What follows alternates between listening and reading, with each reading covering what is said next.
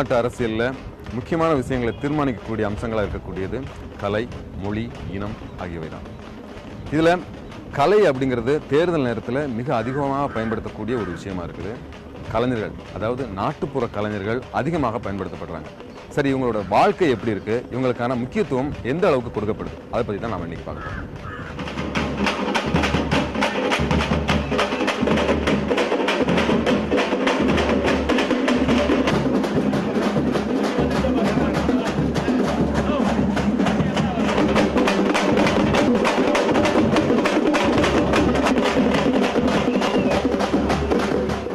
கலையும் அரசியலும் ஒன்றுக்கொன்று நெருக்கமான தொடர்பு கொண்டது. இது உலகளாவிய கோட்பாடு. தமிழ்நாட்டில் இந்த தொடர்பு ஒப்பீட்டளவில் அதிகமான நெருக்கம் கொண்டது. கலைத்துறையில இருந்து அரசியலுக்கு வர்றதும், அரசியல்வாதிகள் கலைத்துறையை சேர்ந்தவங்களை பயன்படுத்துறதும் வழக்கமான விஷயம். அதில் ரொம்பவே அடிப்படையான ஒரு காட்சியை தான் இப்போ நாம் பார்த்துக்கிட்டு இருக்கோம்.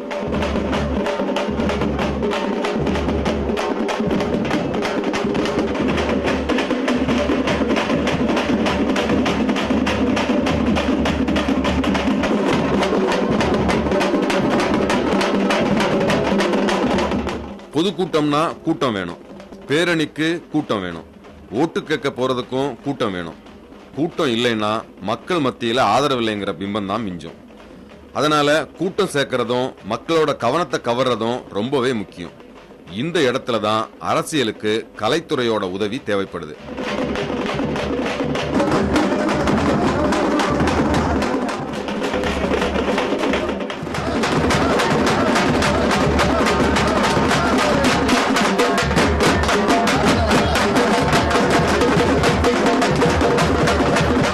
இப்ப நாம கேட்கிற இந்த சத்தம் கூட கூட்டம் சேர்க்கறதுக்கான ஒரு உத்தி தான். வேட்பாளருக்கு முன்னால இசைத்துக் கொண்டு போகும் இவர்கள் நாட்டுப்புற கலைக்குழுவை சேர்ந்தவங்க.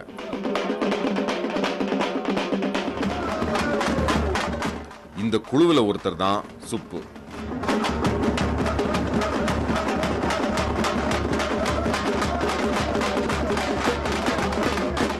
என்னென்ன கலைகள்லாம் உங்களுக்கு தெரியும்? நம்ம கிட்ட வந்து பார்த்தீங்கன்னா பாரம்பரிய கலாச்சாரம், தமிழ் கலாச்சாரத்தை அடிப்படையில் நம்ம முன்னோர்கள் நமக்கு விட்டு சென்ற கலை இது. இது மண்ணுக்குள்ள மண்ணாக மக்கி போயிட்டு இருக்குது. சில நல்ல ஒரு உள்ளங்கள் இருக்கிறதுனால இன்னைக்கு வந்து பிரதிபலித்து வெளியில் வந்து இப்போ நிறைய கல்யாண விசேஷங்கள், இந்த மாதிரி அரசியல் மேடைகள், திருமண விழா மட்டும் இல்லாமல் மஞ்சள் நீராட்டு விழா, சுபகாரியங்கள் அனைத்துக்கும் கோவில் திருவிழா முதற்கொண்டு எல்லாமே ஒரு கச்சேரி பண்ணுற மாதிரி, லைட் மியூசிக் பண்ணுற மாதிரி இப்போ 3 மணி நேரம்லாம் தொடர்ந்து நாங்கள் கொடுத்துட்ருக்குறோம். நிறைய ரசிக பெருமக்களுக்கு இதுக்கு ஆதரவு கொடுக்குறாங்க. வாய்ப்புகள் உங்களுக்கு வருஷம் ஃபுல்லாக வாய்ப்புகள் இருக்குமா, இல்லை இப்போ சீசன் மாதிரி தான் வாய்ப்புகள் கிடைக்கும்? வருஷம் பூரா வாய்ப்புகள் வருது எங்களுக்கு. கோவில் திருவிழா ஆடி மாதம் வந்தால் அம்மன் வந்து காப்பாற்றிடுவாங்க, புரட்டாசி மாதம் வந்தால் பெருமாள் வந்து காப்பாற்றிடுவாங்க, கார்த்திகை மாதம் வந்தால் ஐயப்பன் பக்தி பாடல், இப்படி எல்லாமே ஒரு சீசன்லேயே நாங்கள் காலகட்டத்தில் பண்ணிகிட்டு இருக்கிறோம். நாங்கள்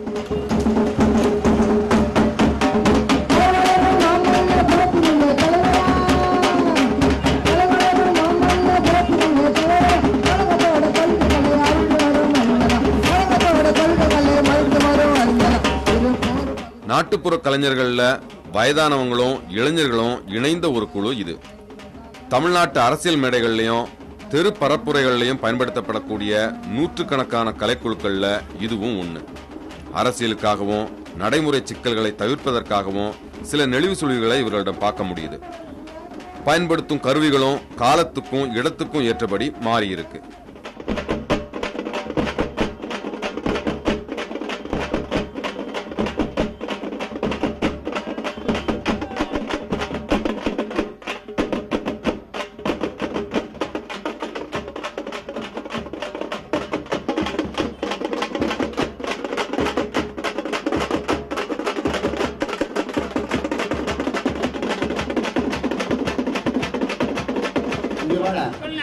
காலையில இருந்து என்னதான் நினைச்சிட்டு இருக்கிறான்?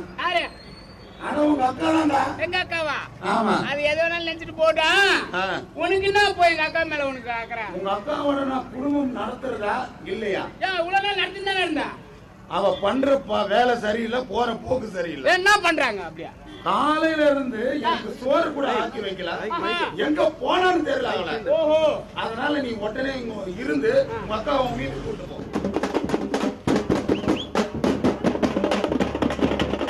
இவங்க எந்த கட்சியையும் சாராதவங்க. ஆனா கட்சிக்காரங்க என்ன கேக்குறாங்களோ அதை அப்படியே செய்யறதுக்கும் இவங்க மறுக்கிறது இல்ல. எங்க மாமா நெட்டல்ல போறேன்னு சொல்லிட்டாரு.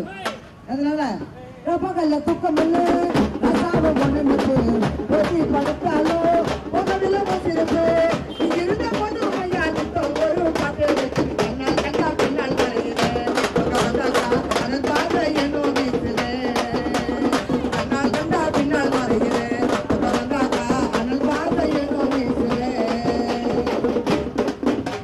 பாடக்கூடிய பாடல்கள், நையாண்டியாக பேசுறது, இதெல்லாம் வந்து அவங்களுக்கு முதல்ல அவங்க எங்களை ரசிக்கிறதுக்கு முன்னாடி அவங்கள வந்து நாங்கள் ரசிக்க வைக்கணும். அதான் ஒரு நல்ல கலைஞனுக்கு அடையாளம். அவங்கள வந்து ரசிக்கிற நிலைமையை நாங்கள் உருவாக்கிடுவோம். அந்த இடத்துல அவங்களுடைய மைண்டு எல்லாமே எங்கள் பக்கம் திசை திருப்பிடுவோம். அந்த ஈர்ப்பு சக்தி இந்த நாட்டுப்புற கலையில் இருக்குது. அதுதான் இதுக்கு மெயின் காரணம். அவங்க வந்து நாங்கள் நல்லா ஊக்கமாக பாடும்போதும் அடிக்கும் போதும் எங்களோட ஒன்றா இணைஞ்சிருவாங்க. என்னோட கேள்வி என்னன்னா, எந்த இடத்துல உங்களுக்கு வந்து ஆர்வம் அதிகமா இருக்கு? வந்து பிரச்சாரம் பண்ற இடத்துலயா, இல்ல கோயில் திருவிழா இல்லையா, இல்ல ஒரு கல்யாண வீடு மாதிரியான இடத்துல? கோவில் திருவிழாக்களில் ரொம்ப ஈடுபாடு, அந்த ஆரவாரம், ரசிப்புத்தன்மை நிறைய இருக்கும்.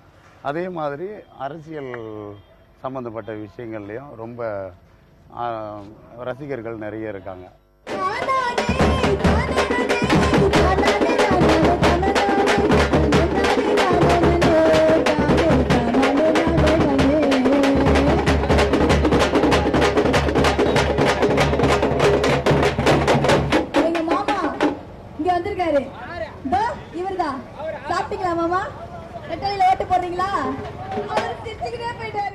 கிராமிய கலைகள் அழிஞ்சு போகக்கூடாது அப்படின்ற ஒரு சில இடத்துல ப்ரோக்ராம் பண்ணிட்டு இருந்தாங்க. அதை பார்க்கும்போது நம்மளும் பண்ணணும் அப்படின்னு ஒரு எண்ணம் வந்தது. சரி பண்ணலாம் அப்படின்னு சொல்லிட்டு எங்கள் மேடம் கிட்ட வந்து அவங்க வந்து ஜெகன் அண்ணா இருக்காங்கல்ல, அவங்க கிட்ட விட்டாங்க, பயிற்சி கொடுத்து அதுக்கப்புறம் நானும் பண்ண ஆரம்பித்தேன். இப்போ என்னென்னலாம் படிச்சிருக்கீங்க இந்த கிராமிய கலைகள்? என்னென்ன படிச்சிருக்கீங்களா? கிராமிய கலைகளில் எதுவுமே படிக்கல. கிராமிய கலைகள் என்னெல்லாம் தெரியும் உங்களுக்கு? என்னென்ன தெரியும்னு கேட்குறீங்க? அது எல்லாத்துக்கும் தெரியும். மான் கொம்பு ஆட்டம், ஆதிவாசி ஆட்டம், ஒளிலாட்டம், பறையாட்டம், அப்புறம் சாட்டைக்குச்சி ஆட்டம், பெரிய குச்சி ஆட்டம், கலிலாட்டம், ஆதிவாசி ஆட்டம், கொண்டத்தாட்டம், எல்லா ஆட்டமும். படிச்சு முடிச்சதுக்கு அப்புறமா இதே துறையில் இருக்கணும்னு நினைக்கிறீங்களா, இல்ல வேற துறையில் இருக்கணும்? இல்லை, இதுலேயே இருக்கணும். உங்களுக்கு வந்து கவர்மெண்ட்ல என்னெல்லாம் பண்ணால் உங்களுக்கு வசதியாக இருக்கும்னு நினைக்கிறீங்க இந்த கிராமிய கலைகளை வளர்க்குறது? நிறைய இடத்துல ப்ரோக்ராம் கவர்மெண்ட் வந்து எப்படி சொல்கிறது, அவங்களே வந்து நிறைய ப்ரோக்ராம் கொடுத்தா இன்னும் யூஸ்ஃபுல்லாக இருக்கும் எல்லாருக்கும். நிறைய கிராமிய கலைஞர்களுக்கு வந்து நிறைய இந்த மாதிரி ஆர்டர் கொடுத்தா நல்லாயிருக்கும். ஒரு கிராமிய கலைஞர் அப்படின்னு சொல்லிக்கிறதுல உங்களுக்கு மகிழ்ச்சியாக இருக்கா, இல்லை அதில் வருத்தமாக இருக்கா? ரொம்ப சந்தோஷமாக இருக்குது. கிராமிய கலைஞர் அப்படின்னு சொல்லும்போது சில பேர் எப்படின்னா பேசிட்டு போட்டோம், சில பேர் வந்து இவங்க கிராமிய கலைஞர்கள் அப்படின்னு சொல்கிறது ரொம்ப சந்தோஷமாக இருக்கும். பொது இடங்களில் நீங்கள் நிகழ்ச்சிகள்லாம் நடத்துறீங்க, உங்களை மற்றவங்களாம் கேலி செய்கிற மாதிரி பார்க்குறாங்களா, இல்லை வந்து இவங்க ஒரு கலைஞர் அப்படின்னு ஒரு பெருமையாக பார்க்குறாங்க? இவங்க ஒரு கலைஞர் அப்படின்றது மாதிரி தான் பார்க்குறாங்க. உங்களை யாராவது கேலி செஞ்சுற மாதிரி நீங்கள்? இல்லை, ஒரு சில இடத்துல அந்த மாதிரி பண்ணியிருக்காங்க, ஒரு சில இடத்துல அந்த மாதிரிலாம் பண்ணதில்லை.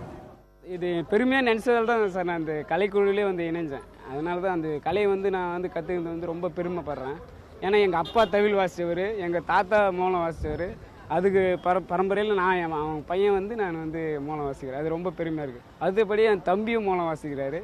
அவர் என்னோட பையனையும் நான் மோளம் வாசிக்க வைப்பேன் கண்டிப்பாக.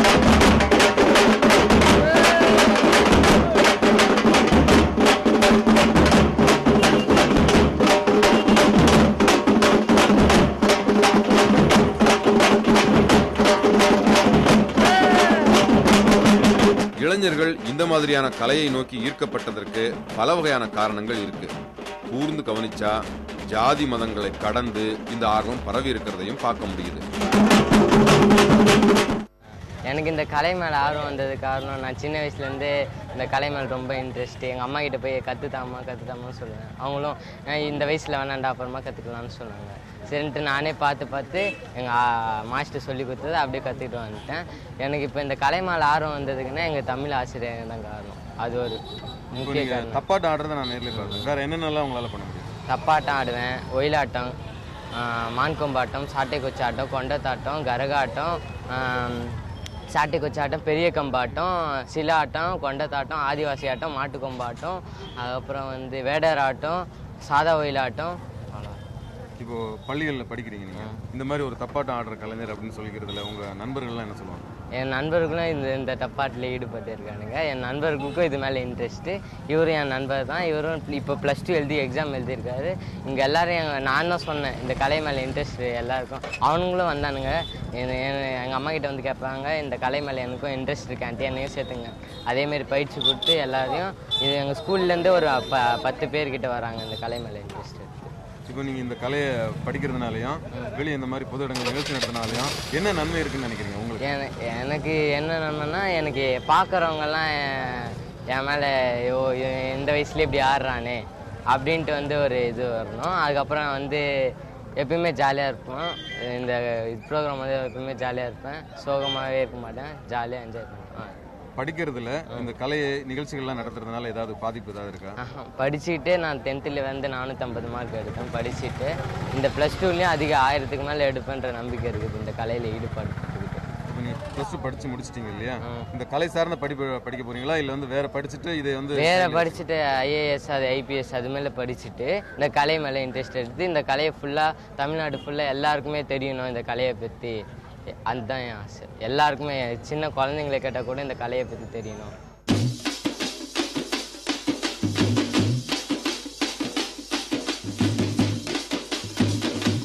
நாட்டுப்புற கலைஞர்கள் இடத்தை பொறுத்து மாறிக்கிறாங்க. அதற்கு முதல் காரணம் பிழைப்பு. சரி, இதற்காக அவங்க என்னென்ன சவால்களை எல்லாம் சந்திக்கிறாங்கன்னு பார்க்கலாம்.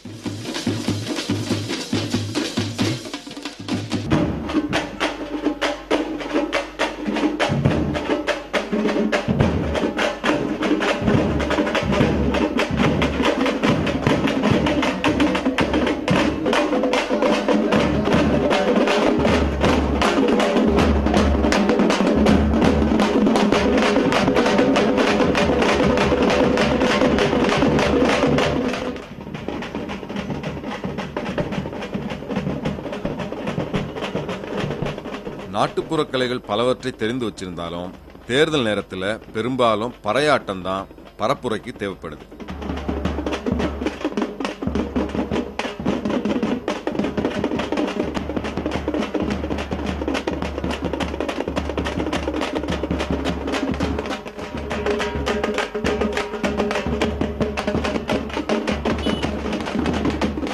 வேட்பாளர் வர்றதுக்கு முன்னாடியே குறிப்பிட்ட இடத்துக்கு போய் மக்களை திரட்டுறது தான் இவங்களோட வேலை.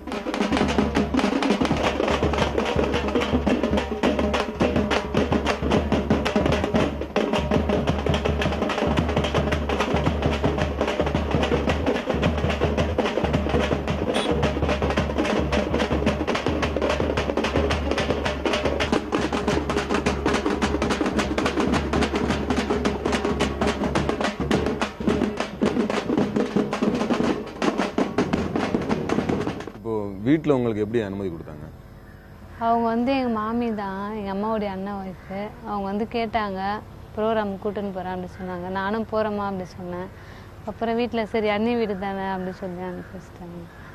இப்போ கல்லூரியில் படிக்கிறதுக்கு இந்த கலையால் இல்லை ஏதாவது ப்ரோக்ராம் நடக்கிற போது ஏதாவது பாதிப்பு வருமா? அதெல்லாம் எதுவும் இல்லை. காலேஜில் ஒரு எக்ஸாம், அந்த நேரத்தில் உங்களுக்கு ஒரு ப்ரோக்ராம் இருக்குது, ப்ரோக்ராம் போவீங்களா இல்லை காலேஜுக்கு தான் போவேன். அதான் ப்ரியாரிட்டி.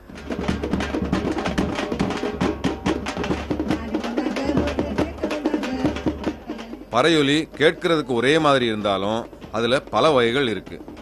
அதை கத்துக்கிறதுலயும் மாறுபட்ட பல நுணுக்கங்கள் உண்டு.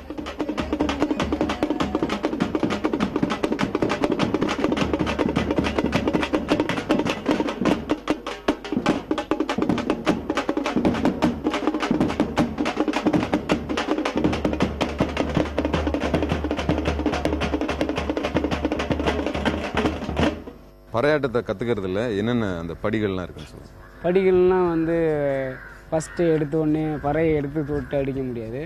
வாயில் ஜதி சொல்லணும், அதுக்கப்புறம் தரையில் அடித்து பழகணும், அதுக்கப்புறம் தொடையில் அடித்து பழகணும், அதுக்கப்புறம் குச்சி தரையில் அடித்து பழகணும். அந்த அடவு வாயில் வந்தால் தான் அடியும் அந்த பறையில் வரும். அதுக்கப்புறம் தான் லாஸ்ட் ஸ்டேஜ் தான் வந்து பறை எடுத்து கையில் கொடுப்பாங்க, வாசி அதில் அப்படின்னு. அதுலேயும் கொஞ்சம் ஸ்டெக் ஆயிடுச்சுன்னா அதுக்கப்புறம் சொல்லி கொடுப்பாங்க, அப்புறம் கற்றுக்குவோம். இப்போ என்னென்ன வகைகள்லாம் இருக்குது இதில்? இந்த பறையில் நிறைய வகைகள் இருக்குங்க. ஆந்திரா பறையாட்டம் இருக்குது, நிறைய வெரைட்டிஸ். அது வெரைட்டிஸ்ன்னு எப்படின்னா வட்டத்தில் ஆடுறது, நேராக ஆடுறது, வி ஷேப்பில் ஆடுறது, அதுமாதிரி இருக்குது. அடியே 2 வகையான அடி இருக்குது. ஒத்தடி ஒன்று இருக்குது, உருட்டடின்னு ஒரு அடி இருக்குது. உருட்டடினா உருட்டி அடிக்கணும், ஒத்தடினா சாதா அடிக்கிறது தான். அது எங்கள் வேலாசான்னு சொல்லி கொடுத்தாரு. இந்த உருட்டடி ஒத்தடி தான் இருக்குது 2 அடி அப்படின்னு சொல்லிட்டு அப்போவே சொல்லி கொடுத்தாரு. அவர்கிட்ட பயிற்சி எடுத்து கிட்டத்தட்ட 4 வருஷம் ஆகி போச்சு. இப்போ திரும்பி பயிற்சி எடுக்கணும். அவரே நிறைய ஆசிப்பார். அவரே பரதநாட்டியம் பறையை வச்சுக்கிட்டு அவரே ஆடுவார், போவார், வருவார். அதுக்கப்புறம் இங்கே வந்து சுப்பண்ணா எங்களுக்கு அதே மாதிரி சொல்லி கொடுப்பாரு. இதுமாரி வாசிடா, பரதநாட்டியம் இதெல்லாம் வாசிக்கலாம், ஒரே பறை மட்டும் வாசிக்க முடியாது, இதெல்லாம் எல்லாமே வாசிக்கலாம் அப்படின்னு சொல்லி கேரளா மூலம் இதுலேயே பறையிலே வாசிப்போம். எல்லா இதுவுமே வாங்கி வாசிப்போம். இவர் தான் சிட்டு. நாட்டுப்புற கலையில நீண்ட காலமா ஈடுபட்டு வர்றவர். இந்த குழுவை வழிநடத்துறதும் இவர் தான். இவரோட மனக்குறை என்னன்னு கேட்கலாம்.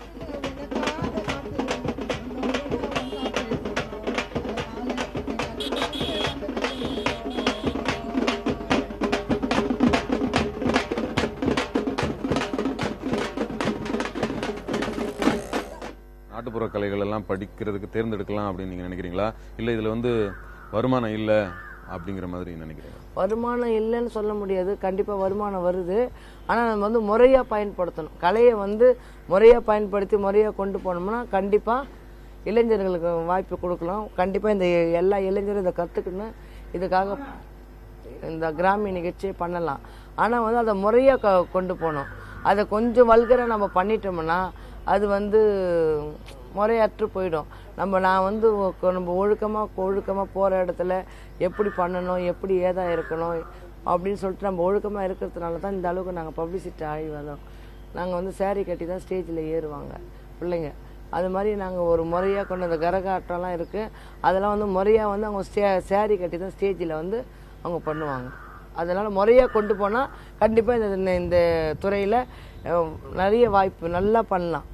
இப்போ நீங்கள் சொன்னீங்க வல்கரா இருக்கு அப்படின்னு சொல்லி, இந்த மாதிரி விரசமா இருக்கிறத வந்து பொதுவாக எல்லாரையும் ஒரே மாதிரி தானே மக்கள் பார்ப்பாங்க. இப்போ அதுல இருந்து நீங்க மாறுபட்டு இருக்கீங்க அப்படிங்கிறதுக்காக நீங்க என்னெல்லாம் சவாலை சந்திச்சிருக்கீங்க? இப்போ நம்ம போய் இப்போ ஒரு ஊர்ல புக் பண்ணிட்டாங்கன்னா நம்ம போறோன்னு வச்சுக்கோங்க, நம்ம போகும்போது பார்த்தீங்கன்னா போகும்போது மரியாதை இருக்காது. வந்துட்டிங்களா, மோளம் அடிக்கிறவங்க வந்துட்டாங்க, அப்போ அவங்க உட்காருங்க, அவங்களுக்கு சாப்பாடு கொடுப்பாங்க, தண்ணி வேணுமா, அதுங்களுக்கு அப்படி ஒரு மாதிரி நடத்துவாங்க. நிகழ்ச்சி முடிஞ்சிடுச்சுன்னா அதுக்கப்புறம் ராஜ மரியாதை தான். இவ்வளோ நல்லா பண்ணாங்களே, வணக்கம்மா, ரொம்ப ரொம்ப நல்லா பண்ணீங்க, ரொம்ப சிறப்பாக இருந்தது நிகழ்ச்சி அப்படின்னு சொல்லிட்டு நம்மளை கையெடுத்து கும்பிட்டு ஊர் ஜனமே ஒரு ஊரில் சேலத்தில் நாங்கள் ப்ரோக்ராம் பண்ணோம். ஒரு கிராமமே எங்களுக்கு ஆரத்தி எடுத்து தேங்காய் உடைச்சி எங்களுக்கு அங்கேருந்து வழி அனுப்ப முடியாத அனுப்புனாங்க. அந்த அளவுக்கு நிகழ்ச்சியை நாங்கள் சிறப்பாக கொண்டு போனதுனால போகும்போது எப்பவுமே மரியாதை கிடைக்கிறது இல்லை. இப்போ ஓரளவுக்கு இப்போ எங்களை யாருன்னு தெரியும், அதனால சிறப்பாக நடத்துகிறாங்க. ஆரம்ப காலத்தில் சொல்கிறேன் உட்காருங்க. ஆனால் நான் வந்து கலைஞர்களை வந்து தரக்குறைவாக ஏதாவது சொல்லிட்டாங்கன்னா நான் உடனே கேட்டுடுவேன். உங்களுக்கு விருப்பம் இல்லைன்னா சொல்லிவிடுங்க, நாங்கள் கிளம்புறோம். எங்களை வந்து கலைஞர்கள் வந்து சாதாரண ஆள் இல்லை, நீங்கள் வந்து கலைஞருக்கு கண்டிப்பாக நீங்கள் மரியாதை கொடுத்து தான் ஆகணும். சொன்னாங்கன்னா தவறாக வந்தால் வந்து மன்னிப்பு கேட்பாங்க. நாங்கள் தெரியாமல் பேசிட்டாங்க, விட்டுருங்க, நீங்கள் இருந்து பண்ணி கொடுத்துட்டு போங்க அப்படின்னு சொல்லிட்டு கேட்பாங்க.